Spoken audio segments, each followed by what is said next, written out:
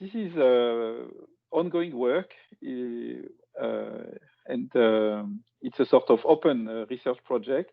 And if you're interested in joining, please let me know. So currently, we started that with Nitin, who is a graduate student at UT Austin. He's in electrical engineering. And this started a few months ago, I mean, 2 months ago, actually. And so this is very much, as you will see, lots of conjectures, lots of things to do yet. And so I think it's the spirit of this working group or reading group to present things of this nature. Okay. So actually, there are 2 parts. The first one is a sort of survey on the contact process, and I will spend some time on that. Otherwise, it's very difficult to understand the new or ongoing part. The classical results can be found in the book of Liggett, for instance. And I will review them both on deterministic and random graphs. And in the second part, I'm not sure this part will be today because of the. So I told Fabien that I would need perhaps at least 1 hour and a half, and so perhaps it's better to share it in 2 parts and 2 lectures. And this is on the contact process on point processes now. And so the main motivation was to study the case with motion, and you will understand why perhaps at some stage. And the main output and the new thing is a sort of tentative phase diagram for the contact process on a point process with motion. Okay. So please feel free to interrupt me. I mean, I think it's good that you interrupt me, so that I understand whether I go fast or too fast. Okay. So this contact process is a very famous topic. So as I said, I mean, there are very good chapters on the matter in a famous book like the Liggett book. Actually, Tom Liggett passed away last month. And Jeffrey Grimmett. Okay, so you can learn if you want to see some proofs of what I will announce in these books. People are also interested in this topic in computer science, and there is a book of Laurent and Moez.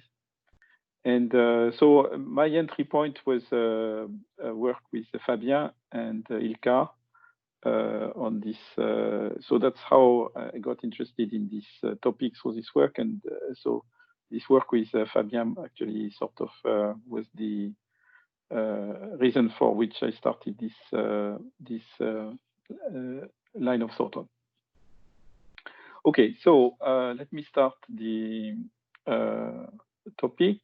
So you get a graph connected, possibly infinite, and in the classical theory, say in the book of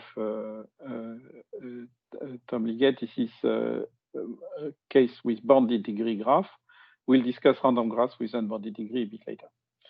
Okay, there is an infection rate alpha that goes along edges, a recovery rate on a node, and Markov evolution, which can be described by a set. This is a set of infected nodes, and the Markov transitions are. So let me try to write on this.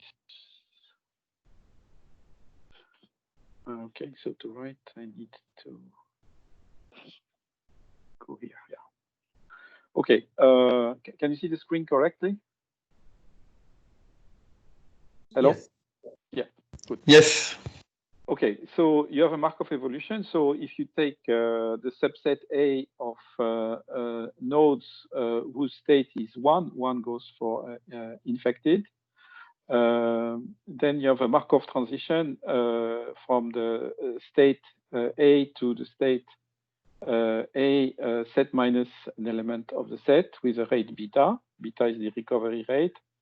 And if X is not in the set of infected nodes, then it joins this set with a rate which is like a short noise.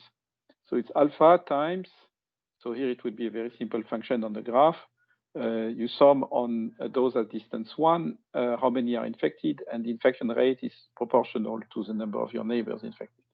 And this is when you are in the 0 state, which is that this transition happens. So this corresponds to the SIS model. So a node is susceptible when it is in state 0. If there are neighbors around infecting the node, it moves to infected, and then it recovers, but there is no immunity, and and it may be sick again. Is the model clear? This is the SIS model, basically. It's clear. Okay. So this is this contact process on a regular tree. Okay, so you have the infected node, and you see along the edges they infect the blue nodes, which are the susceptible ones.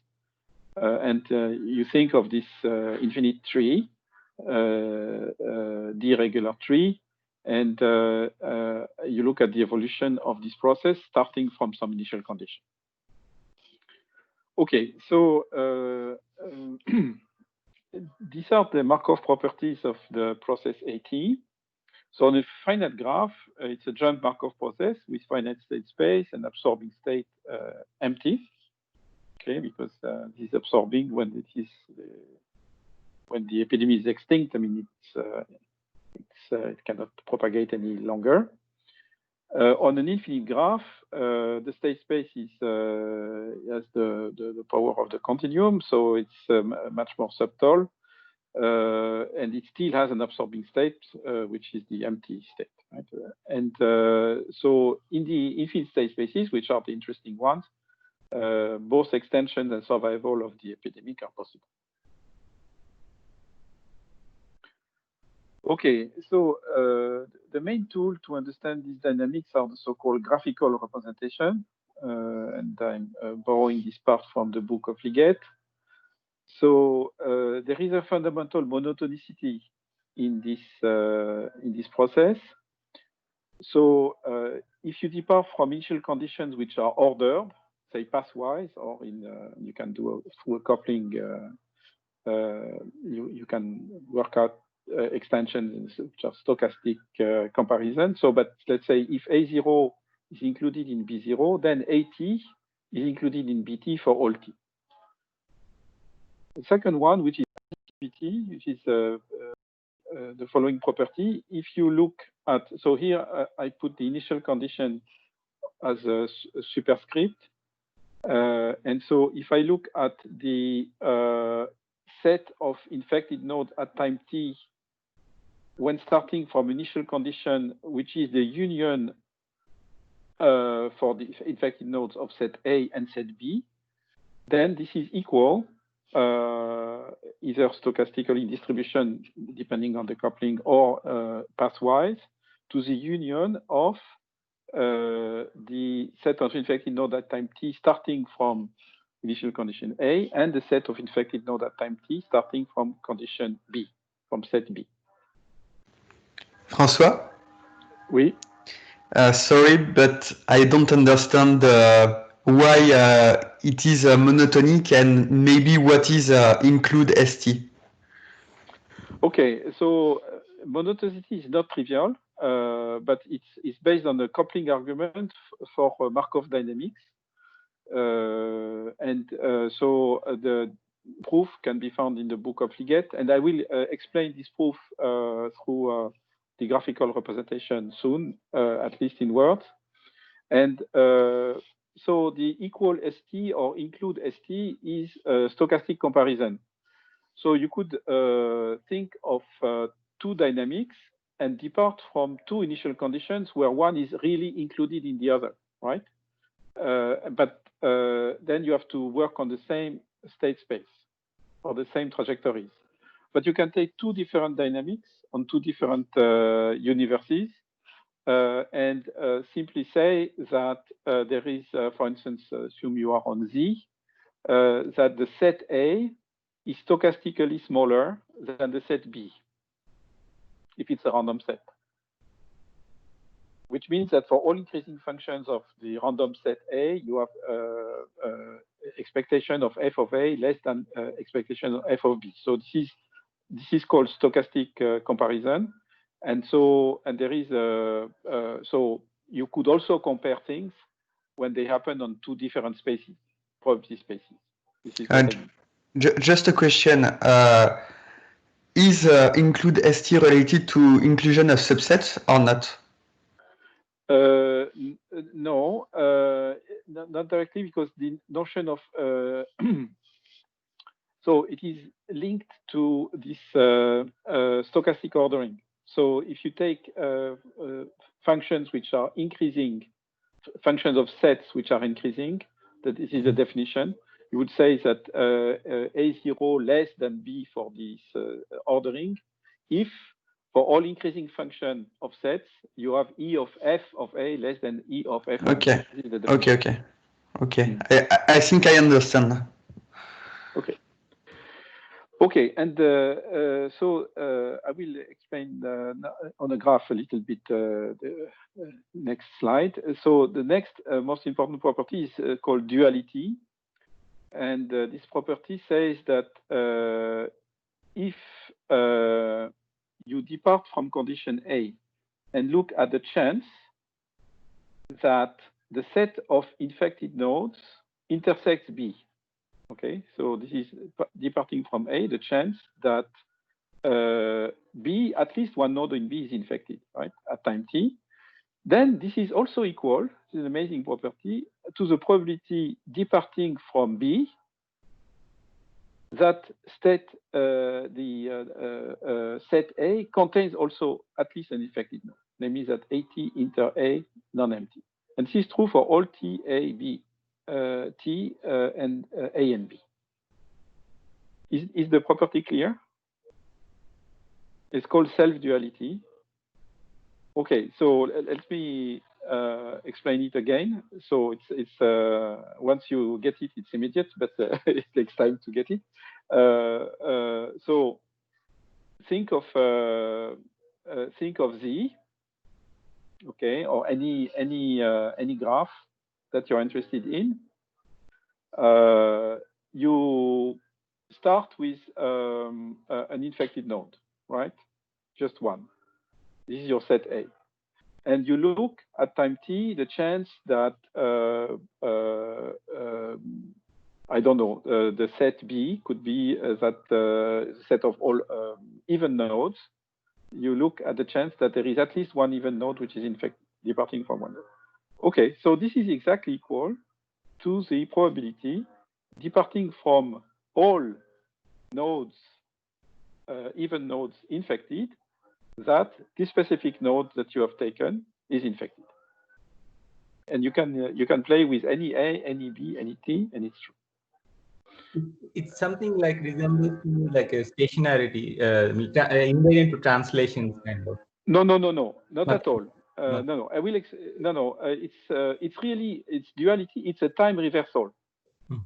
Okay. Okay, I will explain it perhaps on this graphical representation. Can you see the graphical representation?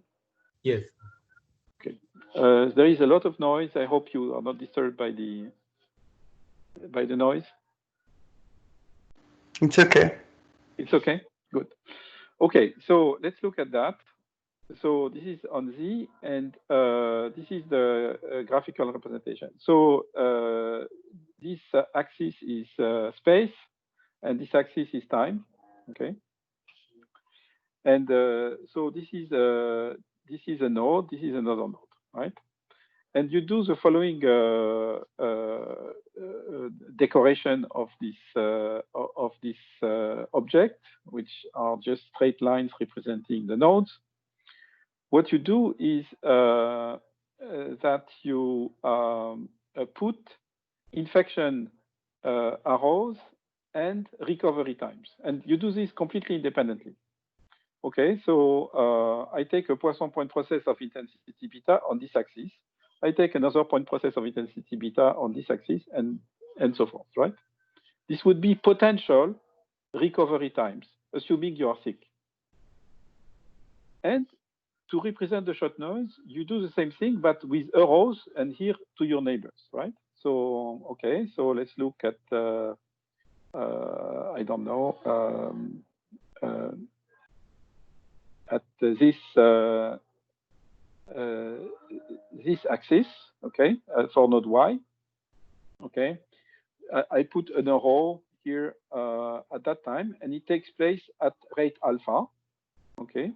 At rate alpha, I create an arrow to the left, and here at this, there will be also an arrow to the left at that time, and there could be later on an arrow to the right at this rate alpha. Okay, so that's just a question, François. X and Y here are state of your Markov chain. So nodes. They are nodes of the graph.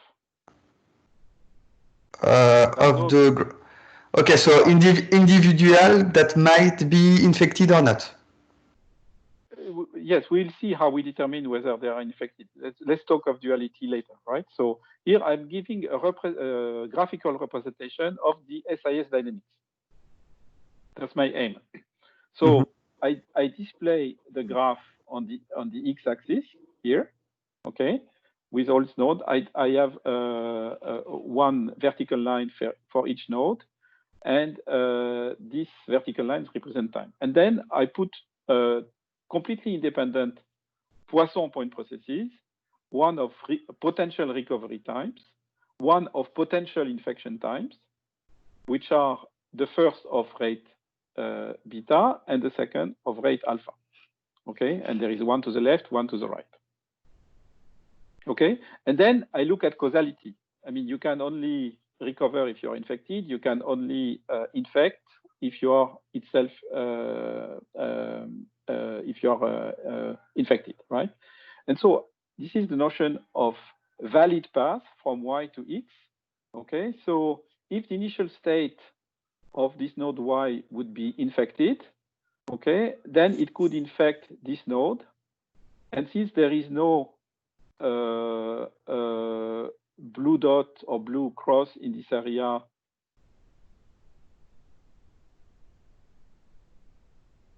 it could infect this node here, could infect this one. And since there is no blue cross here, there could be an infection to this. And this is a valid path from Y to X. Right? Okay, so what you didn't maybe say, or what I missed, is that each vertical line corresponds to neighboring nodes, and red arrows corresponds to potential infection. Yes, and blue crosses correspond to potential recovery.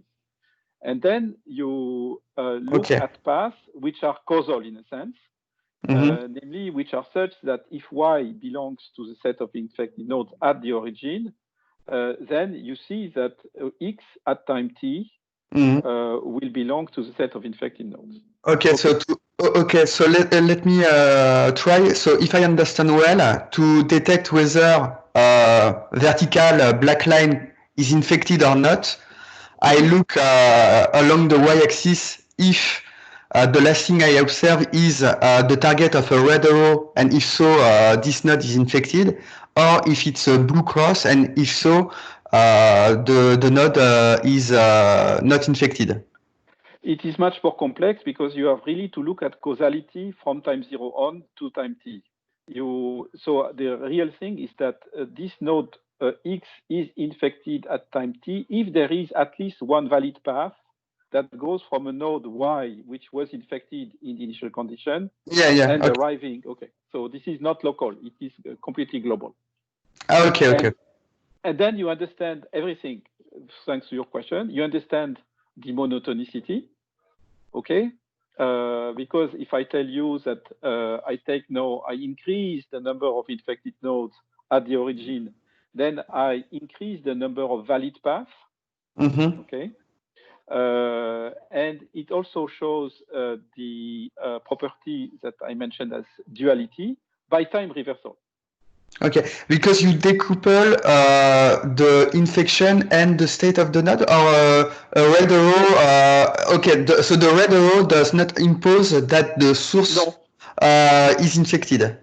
Yes. Okay. It does not. It's why I said on every vertical axis, I take nodes. I take Poisson point processes, the blue one and the red one, and it's only a decoration of this thing where I look at the valid paths, which are the yellow paths, and this is the things that I build from the initial things, which are independent and non-causal. Okay, it's clear for me at least. Okay, good. And so then I think if you see this picture, which is called the graphical representation, then you understand these properties which I mentioned. And you see, to answer Bharat, this self-duality is not at all anything pertaining to stationarity. We are not yet there. It is pertaining to time reversal. Okay. Yeah. So let me erase everything here. Okay. François? So, yeah. So just to see if I get it correctly, if instead of having alpha that is which will be constant, you will have a symmetric function of x and y's, you should still have the same properties, or am I wrong? Yeah, self-duality extends to other dynamics. Here, I want to describe just the SI, but there's plenty of flexibility. Okay. It would not apply to things that in certain cases, self-duality and monotonicity do not hold. For instance, in our case, Fabien, it doesn't hold, right? So in the case we studied, but I will come back to that later. But don't you need some property of memoryless for the law of recovery for this? Yes, everything is Markov, right? So yes. In the finite case, the jump Markov process. So everything is exponential. Infection times are exponential. Recovery times are exponential. Everything is so that it was hidden in the Markov transition, right? When I say you move from the set A to the set A minus X with rate beta, it's a Markov transition. So I translate that into the fact that the time of survival of node X in the state A is exponential of parameter beta. So everything is memoryless. Yeah, and that's what allows you to see the recovery as put the recovery as a random things, and as a Poisson point process. Yes, if I would not have this, I could not do this. What is on this picture, namely to draw these arrows left, right, according to Poisson alpha, to draw the beta thing independently, and then to claim that the valid paths are indeed valid paths, right? So Markov is an exponentiality is what? Okay. Excuse me, Francois, I have a question as well. Yes, please. The definition of additivity in the previous slide. Yes. Here, A union of ATB, you mean an independent union? I mean, an independent No.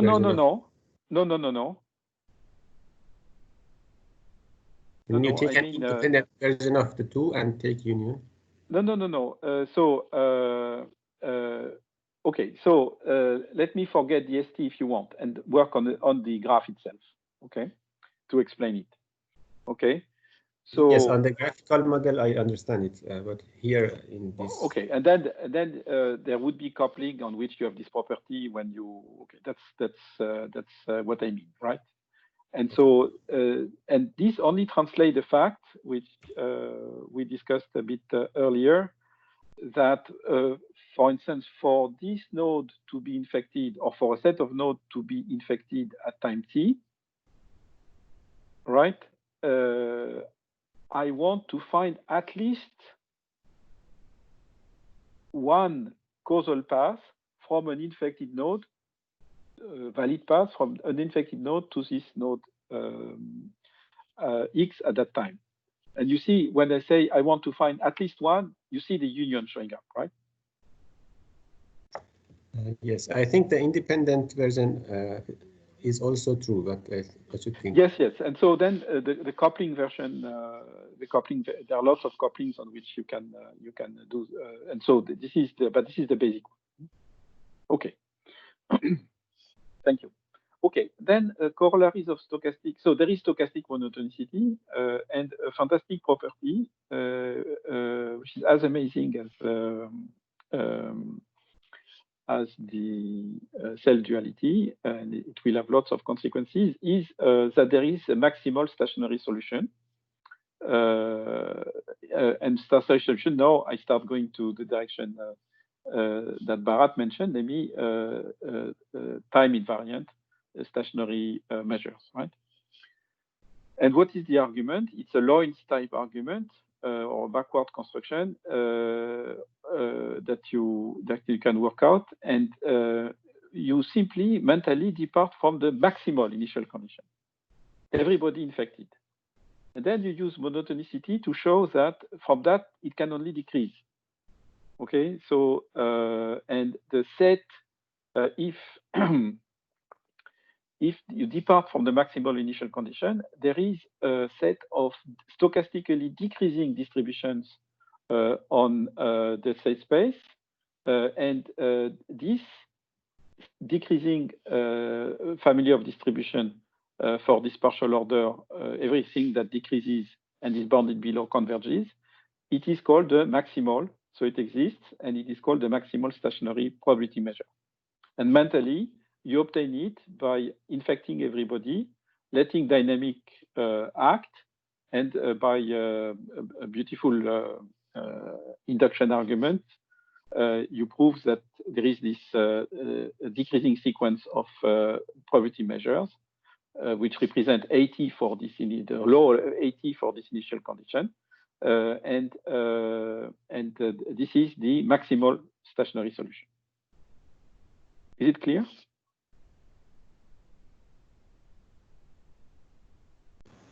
For me, it's a bit abstract, to be honest, but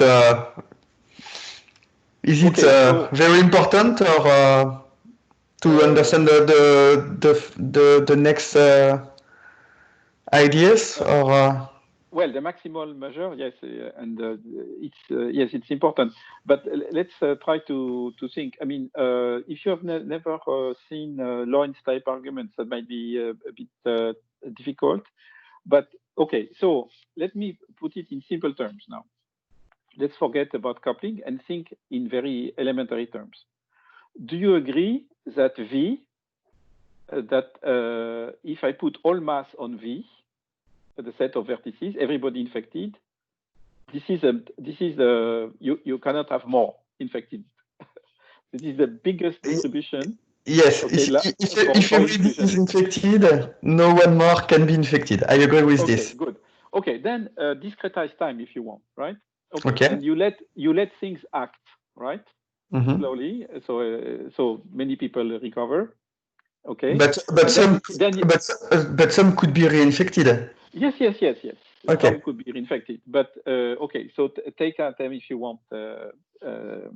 But anyway, yeah. Even if some are reinfected, right? So at this small time, you will get a new distribution, right? It's random mm-hmm. now. Some will be infected. Okay.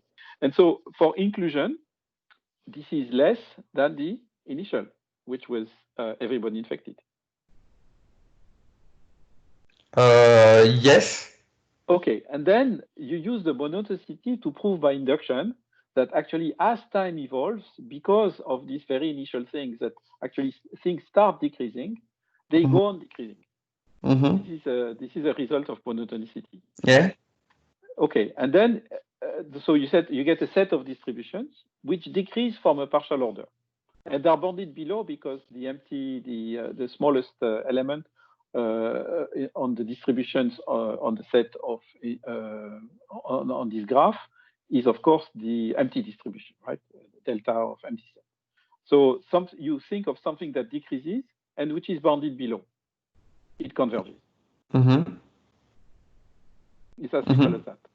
Okay. Okay. So if you buy the monotonicity, if you buy the notion of a partial order, which is the one I mentioned for based on set inclusion, then you get that a decreasing distribution starting from this maximal thing. It decreases, and therefore it converges. And what is nu? Nu is the limiting measure. It's called the maximal stationary probability measure, and you can prove that by a classical argument that if there are others, and there will be others, empty, for instance, is an invariant measure, then nu dominates for this partial order any invariant measure. Okay. You have to realize that we are discussing infinite graphs, right? So lots of things happen. You are not in the discrete setting. It's not a discrete state space Markov chain. It's on the continuum. And so you can have very strange regimes, and we'll discuss some a bit later, right? So there will be a minimal stationary regime, which is empty, a maximal stationary regime, nu, which depending on the parameters, it could be that nu is maximal and minimal at the same time. It's called it's a case called extinction, but we'll discuss that later. But nu always exists and is defined that way. Okay. Okay, and typical results and now are when you start discussing, I mean the possibilities about invariant measure is that if you take a regular graph, for instance, grids, Euclidean grids, or the deregular tree, then if you take, so I don't want to define it too formally, homogeneous initial conditions, A0, okay, it's a distribution, and what I call homogeneous, for instance, would be, well, I toss a coin with a given probability, the initial, independently, the node is infected or not. Okay, so this is an homogeneous, right? So the typical result says that if you take non-empty homogeneous initial conditions, then the law of the dynamics will converge to this maximal invariant measure. So these are typical results. It's a bit technical, but it's important. But it could be that there are lots of mixtures and lots of regimes which do not coincide with this nu. Okay. François, yes? just clear, you assume that your initial condition is greater than 0. Yes, not necessarily, right? So when I define homogeneous, yes, of course, homogeneous. I say I toss with a with a coin which is not degenerated, then you converge to this nu. Of course, if you depart from 0, you know it's absorbing, right? Even on infinite space. Yeah. So if you get it correctly, even if you've got one contamination on a billion, eventually they will try together to form clusters that will dominate the grid. It is on these two objects. This Okay. type of results, right? So we'll go to random structures later on. So it's okay. Okay. So corollaries of duality. Now, if you believe in duality, you will see how powerful it is. So it's a relation between survival and maximal invariant measure. And this is a quite amazing relationship. So let me spell it out here. So you see this is this relation. And the proof is purely self-duality. Okay, so let me explain it. So I take an initial condition A of infected nodes. And I look at the chance that the epidemic does not die. So this is the probability starting from initial condition A that AT is not empty at any time. Okay. Then this is equal to the measure nu, the mass that this measure puts on the set B, which is the set of configurations where A is infected. Okay. Namely, the set of configurations such that the set of infected nodes has an intersection with A, which is non-empty. And so another way of putting it, take A is equal to X. The probability that the epidemic survives from a single infected individual is equal to the probability that this individual is infected in the maximal invariant probability measure.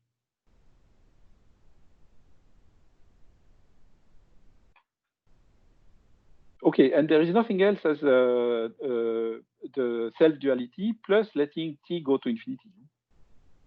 Okay, because I mean, take the simple instance A is equal to singleton X, right? So you draw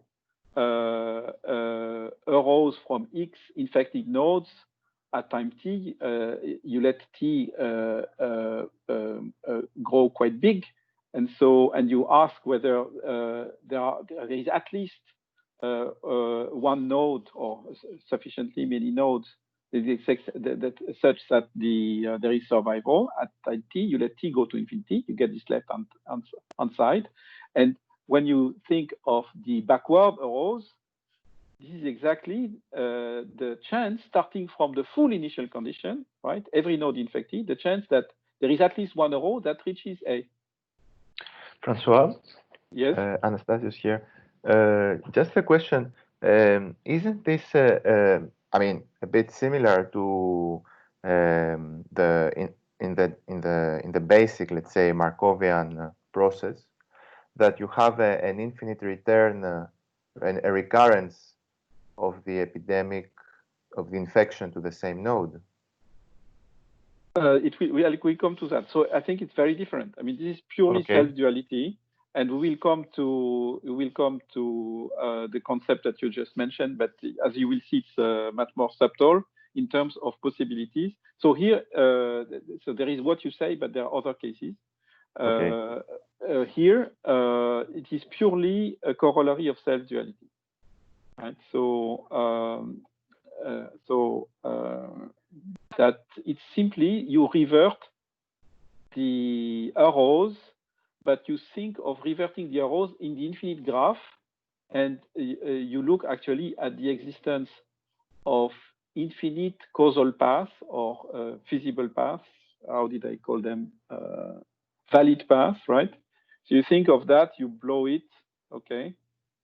You blow it big. You in terms of time and space, you pick a node X, okay? Okay, so let's pick this node rather Y, okay? It will be easier because, okay?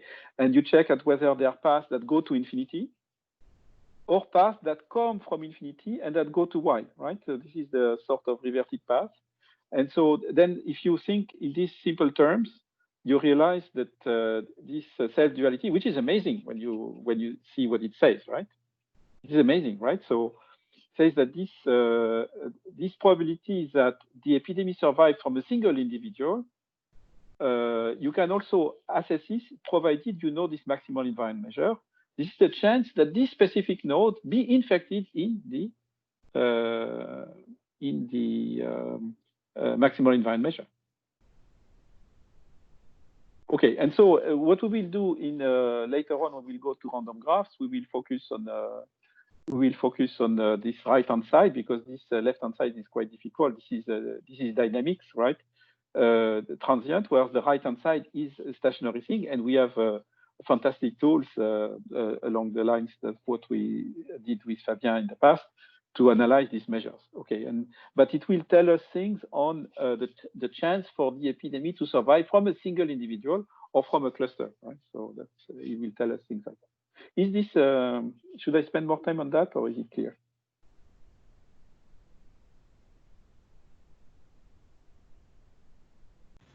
For me, it's understandable, not obvious that the equality holds, but I think I understand what you say. Okay. I don't understand why it's true, but I understand what you say. Okay, it is true because if you read this graph with the arrows backward, you see statistically the same graph. You revert time. Okay, put time this. Okay, so you put time this way. And what was an arrow going to the right, you make an arrow going to the left, and conversely. And then you think of that, and a dual path which is valid in the first graph will be valid in the second graph. Yes. This is self-duality. And when you think of self-duality and you read this equation, and you see this is just the expression on an infinite object of self-duality. The chance that there is at least, take A is equal to X, at least one path that departs from X and goes to infinity, a valid path, is also the chance that there is a path that departs from infinity for the maximal initial condition and reaches A. Okay, this way this is more clear. I prefer when you present like this. Okay, thank you. Well, you have to. Okay, I want to convey the things, and so please ask questions. Yeah, but for me, small pictures are more clear than equations. But it's maybe because I'm not familiar. Okay, yeah, right. But I mean, the key thing is that now you have connected two objects, right? And these are, and one of them is the right one, as I said, is an invariant measure. And so this justifies why later on we'll go to studying invariant measure or the maximal invariant measure on infinite graphs. But I want to stress that here it tells us things on things people were interested in, namely how things propagate. Okay, so now I come to Anastasios' question. Okay, so Anastasios had mentioned this. It's called strong survival. Okay, so first, what is extinction? Extinction is that, right? Extinction is so you depart from a point X, and you say that the chance starting from a single individual that AT would be non-empty at all time, this probability is 0. And you can show by arguments which indeed pertain to, are analogous to irreducibility condition Markov chains. So you are not on a Markov chain and there is no notion of irreducibility, but if the graph is connected, you can show that this extension probability doesn't depend on X when G is connected. All these things are true for any graph, right? So currently I have not done anything, right? This is every infinite graph. Okay, so this notion of extension, right? If departing from any single individual being infected, there is no way for the infection to survive, right? You say that there is survival if there is no extinction. And then there are two notions of survival, strong survival and weak survival. So strong survival is what Anastasios referred to, is the recurrence of infection for a given node. Okay, so each node alternates from S to I, S to I. So, and one says there is strong survival if when X departs infected, then the chance that X is infected infinitely often is positive. And what is amazing is that you can have weak survival. Namely, you can have survival, but no strong survival. Okay, and this is things I think Fabien will certainly understand these things quite immediately, because I mean, we had things of this nature when we were working on peer-to-peer. So when you are in infinite space, okay, so I will discuss that a bit later, but there may be clusters very far away, very rare, on which things go on, but for every given node, it will be, say, infected a finite number of times. And so, okay, so, and there are cases which are reported in the literature where you, it's not always the case, where you have the possibility of weak survival. Okay. Okay, are these concepts any clear? Yes, please. Anastasios. My question, they are more or less clear, but my question would be, so here you are focusing on some specific nodes on the graph. For example, you say that X belongs to this set, X being a node in this graph. Yeah. Mm-hmm. How? So I mean, this is a very maybe stupid question or trivial, but how would the problem translate if you would have a Markov process on the percentage of nodes that are infected or not infected? So would this maybe simplify? So you would have one Markovian evolution only for the percentage. Then yes, this would be a yes. So this would translate to a partial to an ODE or PD. Yeah. Yes. Okay. Yeah. So, is there a translation like this or not? Well, you will see that in a sense these things are linked, and but you will see that, I mean, the main novelty on what people started with this line of thought is that you can include geometry. When you get PD, you get proportion, but so the key thing, and it will be the center, I mean, of what I will discuss in the forthcoming lecture, is that the proportion of nodes which are infected around you depends on whether yourself you are infected or not. And this bias, which is Palm bias, will be fundamental. And so proportion tell you nothing unless you are in a mean field regime where everything is sort of very different. And so there will be a mean field regime that I will discuss where proportions are enough, and then you get back to the famous things on which people took decision to lock down or not to lock down, evaluating things like the number of casualties, things like that, right? So this ODE thing, this is the Imperial College stuff, right? This ODE thing is indeed based on proportion, but proportion ignores geometry, ignores palms, ignores graphs, ignores everything. It just, let's look at proportion. But so these models are describing the things in much more thorough and precise way, because they describe the infection in function of the geometry of the graph, which is essential, as we shall see. But more fundamentally, they will allow you to incorporate the Palm bias. And the Palm bias is the fundamental thing that, to understand is that if I am infected, right, or if I am immune, susceptible, there is much less chance that there are infected people in the steady state around me. Okay, because simply I am immune. So my state biases the statistics. And so this is completely different, and it will give results and a phase diagram which is completely different from what people study currently with these ODEs. Okay, so the ODE is a limiting regime. It will be a mean field. I will describe it. But this is the particle system description of this type of phenomena, and this is much more precise because it contains the geometry in the first place, but also it will contain the Palm effect. And Palm, so for those who are not yet aficionados of Palm probabilities, this is simply a biasing, right? This is conditioning, right? So here it's, as I say, if I am in the steady state, assume I am, I repeat it, a susceptible node, then if I look at my neighbors, there is much more chance that these neighbors are also susceptible than in the steady state, right? Than in a typical node. Simply because currently I'm immune, so I am susceptible. Does it answer your question, Anastasios?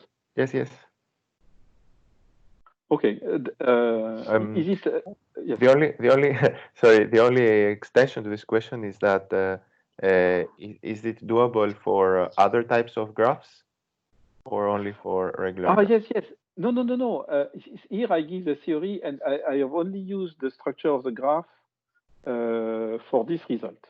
Okay. So this is and the regular graph is only for this result.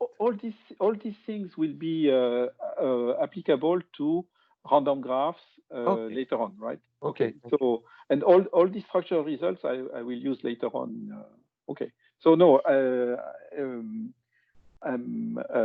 so I should have been more clear on that. Sorry. The only place where I used any property pertaining to regularity was on stating this typical result. No, all this is quite general. Okay.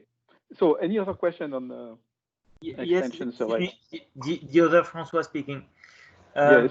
Would it make sense to have a notion of a very strong survival where the same probability as the one you written would be equal to 1 instead of just being positive? Yes, and I guess well, if you depart from a single node, I mean, with this definition, I think it cannot be the case because I mean, assume you depart from a single node. There is an exponential.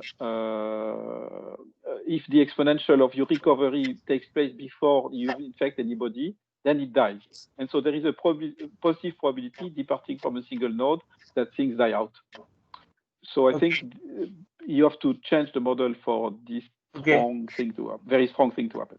Okay, that's clear for me. That answers my question. Excuse me, Francois.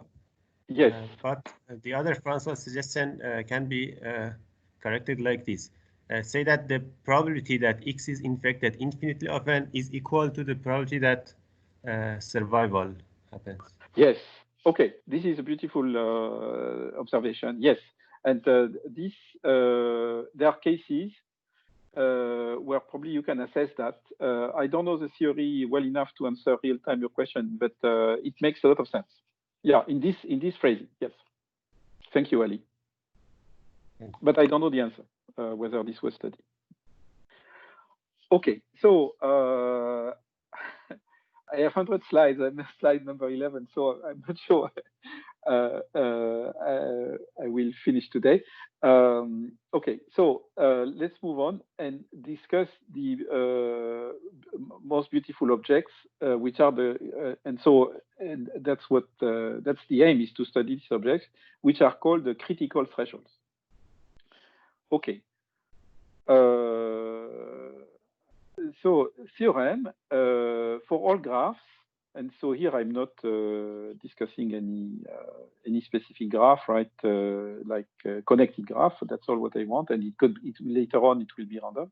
There exists so here it's a deterministic graph. There exist thresholds alpha 1 and alpha 2 ordered, such that if alpha less than alpha 1 there is extinction. If alpha is between alpha 1 and alpha 2 there is weak survival.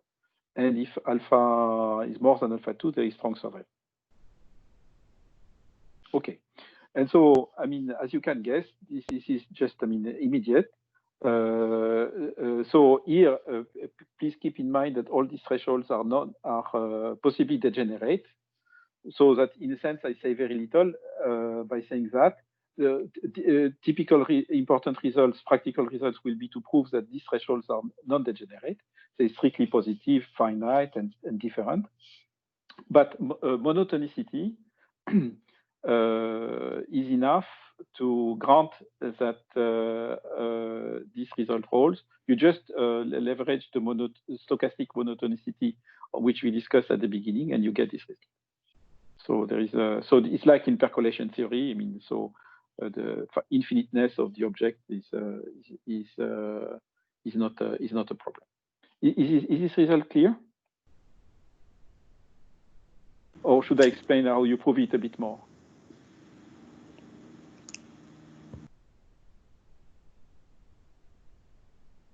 Well, let me, so since there is a silence that I don't know how to interpret it, but okay, think of increasing alpha. It will add, think of the graphical representation. It will add a few red arrows, right? And therefore, it is clear that by adding alpha, this is called the coupling. On the graphical representation, increasing alpha means increasing the number, may be seen in the proper coupling as increasing, adding a certain number of red arrows, okay?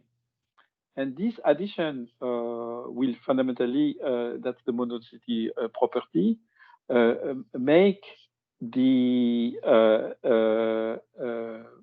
extinction less likely, right? Because there will be more feasible paths.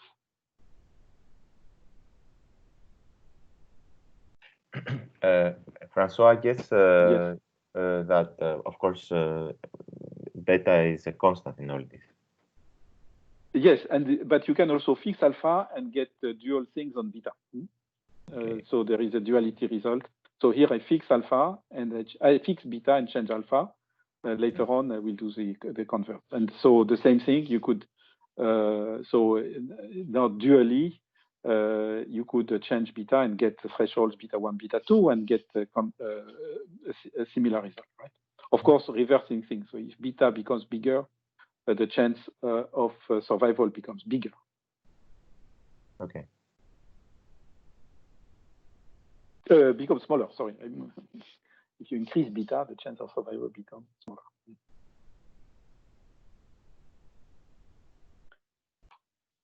Okay, so now examples. All this is taken from Liggett's book. So let me give examples, and so before entering the core of the topic. So for theorem. So for all deterministic graph with degree bounded above by k, alpha 1, this threshold that separates extinction from a weak survival, is bounded below by beta over k. And this is by comparison to a branching random walk. It's very well, so I won't give a proof, but so because we will go to really different models later on. For ZD, alpha 1 is equal to alpha 2 is equal to alpha critical, which is not known, but there are bounds. So alpha 1 of these more than 1 over 2D minus 1. For D regular graphs, and so that's a very beautiful result. The D regular graph, alpha 1 different from alpha 2. So you can have that in any, you take any sort of ball around around the root, the epidemic will die, but there is no, so there is a regime where you have weak survival. And one knows bounds, alpha 1 is between 1 over d plus 1 and 1 over d minus 1. And alpha 2, there are also estimates of alpha 2. Okay, but typically, like in percolation, one doesn't know the exact values. Okay. So let me skip weak convergence and discuss perhaps one last concept, which will be important when we'll discuss metastability, which is survival time. So on ZD, you have results like this. So you call tau A the first time where the epidemic dies when starting from initial condition A. Okay, so so in the subcritical case, one can get things in terms of the tail of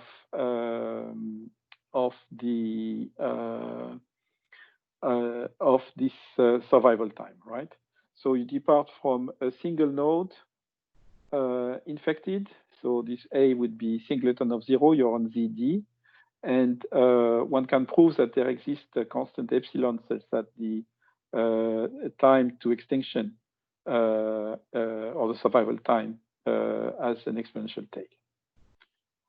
Okay, So there are results of this type even in the supercritical case, given that there is absorption. But I won't need that, so let me also skip that and discuss survival time on large grids. And so this will be very important later on to understand things. So this is very much linked to metastability. Okay, take now a finite grid, d-dimensional, and look at the first time departing from the maximal initial condition that the epidemic dies, the survival time, right, from this initial condition. And then, and this is pretty much used in computer science and on this and other graphs,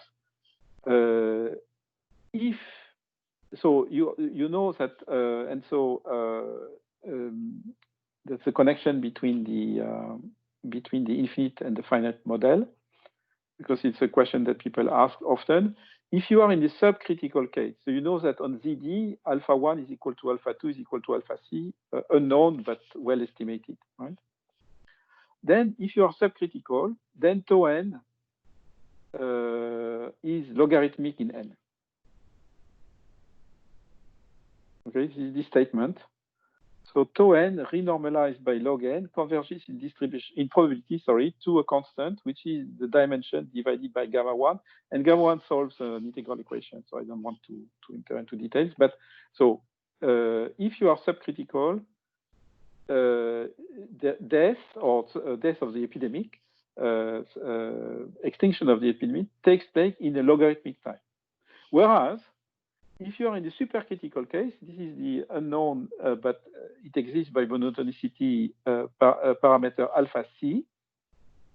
If you are above, it's called the supercritical regime, then the growth of tau n is exponential.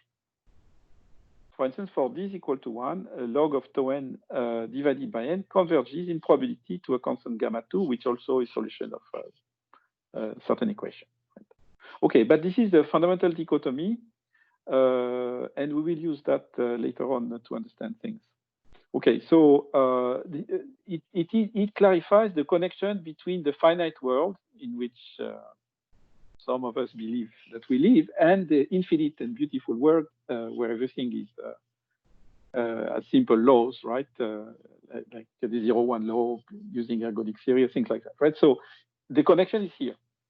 So, of course, on a finite, on this example, on a finite grid, extension takes place in finite time. And therefore, I mean, what's the point of discussing this matter, right? So it's a Markov chain, which is absorbing, period, right? But no, what the infinite domain model tells you through this alpha c parameter is this translation to the finite world, right? That either logarithmic or exponential growth of the time to absorption. Okay, so you must have seen that in computer science. I mean, so this type of things are classical. May I ask a question? Sorry. Yes. So this AC is the one for the infinite grid? Yes. Okay, because yes, for finite grid, it makes no sense you cannot define it on something finite, right? Yes, yes, yes. Okay, This is the parameter that we discussed in this theorem, right? Yes, yeah, and I was trying to make it work for the finite graph, but it cannot exist on finite graph. So no. Okay, course, yes. I'm good now. I'm good. Thank you. Yeah, on finite graph, indeed, any finite graph, there is the survival is impossible, right? Any type of survival, because there will be after a while. So assume that, I mean, you block all infections, and with a small probability, there will be everybody recovering, and then you'd stay there, right? Susceptible, everybody. And so this is absorbing state, and since it's irreducible in the finite case, you are absorbed there, and you stay there forever. Yes, of course. Okay, good. And so, and therefore, the only way, in a sense, and we will come back to that, I mean, see what the infinite thing tells you on the finite one is through theorems of this type, right? So the threshold that show up in the infinite dimensional dynamics, these thresholds that come from monoticity, and you prove that they exist and they are well defined, and later on you prove that they are not generate. Then there are those which separate logarithmic to polynomial growth, to exponential growth of the times of absorption. So the intuition here is that in the subcritical case, things disappear very fast because they disappear locally, and the things from the far away are not going to infect you because the rate of infection is too low. And on the supercritical case, you will eventually have no disease anymore, but you have to be very lucky, and that everywhere it disappears at the same time, and it takes exponential time. Yes, so indeed, what will happen is that on a finite graph, you will have, I mean, it's linked to metastability, and I will discuss that later. So you really have exactly what you say. So finally, the thing will disappear, it's for sure, right? But it may take the age of the universe for this to happen, and it's called metastability. And so the only steady state is infinite, is the Dirac measure at the empty set. But to reach it, when n goes to infinity, it takes, you want 10 to the 80. Well, you will get it, right? Okay, so it's absorbing, but it's in a sense meaningless. And so, and therefore, it's better to go and think in terms of the infinite dimensional model, because there you will see things in a more transparent way. And okay. Does it answer your question? Yes, hello? Perfectly. Yes. Okay. Thank you. Okay, so let me perhaps, let's see. Okay, so let me perhaps, yes? Yes. I don't know how much time do you think you'll spend on the random graphs? So I just have 2 slides yes. Is it okay? That would be perhaps best if I could do these 2 slides. Probably cut part 1 after this, if you agree. Yes. Yeah. Okay. Yes. That's the idea. Yes. Okay. So now, what is the contact process on a random graph? Well, Monsieur de la Palisse already. So you take your graph now, which is random, and you run a random process, which is of the SIS type, on a random graph. So you first sample the random graph, then sample the dynamics, and later on try to average out things on the 2 types of things, right? Namely, both the contact process and the random graph itself. Okay, so to be concrete, take so you have the parameters alpha and beta of the SIS dynamics, and then you have an Erdős-Redi graph, for instance, GNP. V is the integers from 1 to n, and you sample for good a random graph which does not evolve by taking, say, an edge from m to n with probability p independently for all pairs of nodes. Okay.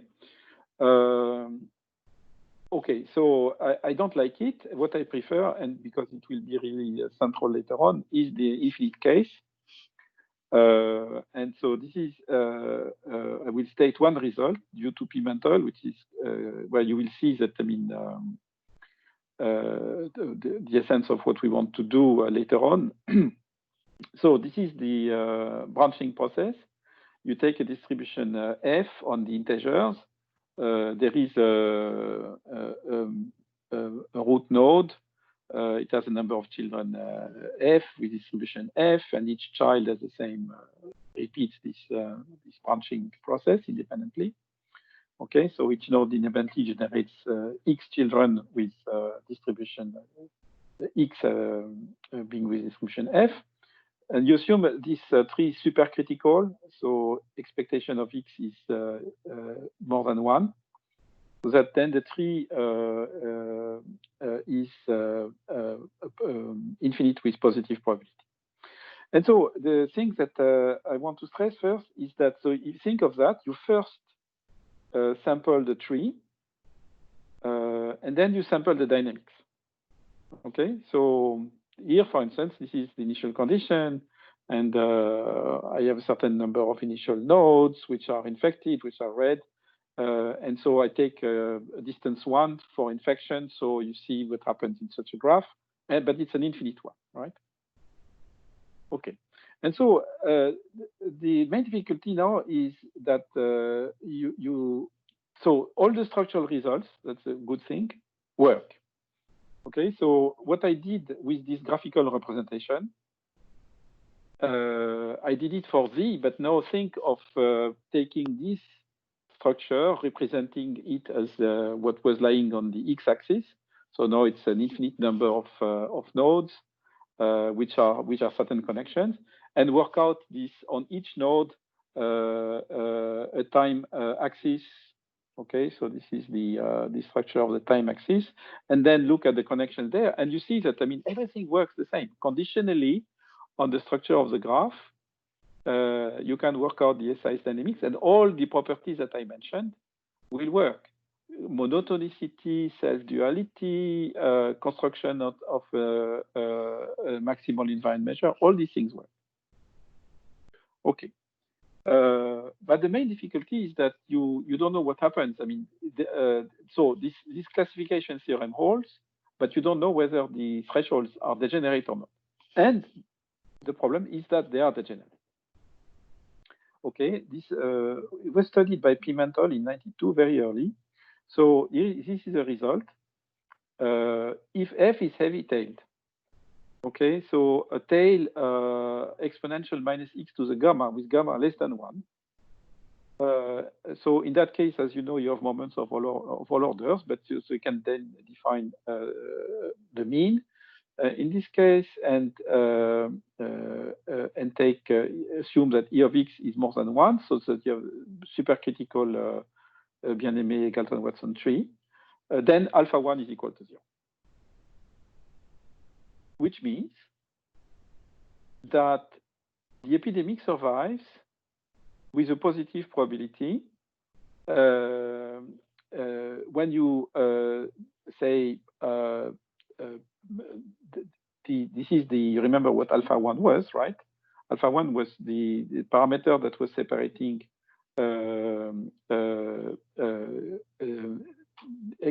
extinction. And so when you say that alpha 1 is equal to 0, okay, it means that there is a survival for all values of the parameters, right? So that's the okay. And so perhaps we can try to explain the reason for that. This is explained here. It is a consequence of the fact that certain nodes have a very large degree. Okay, so think of, for instance,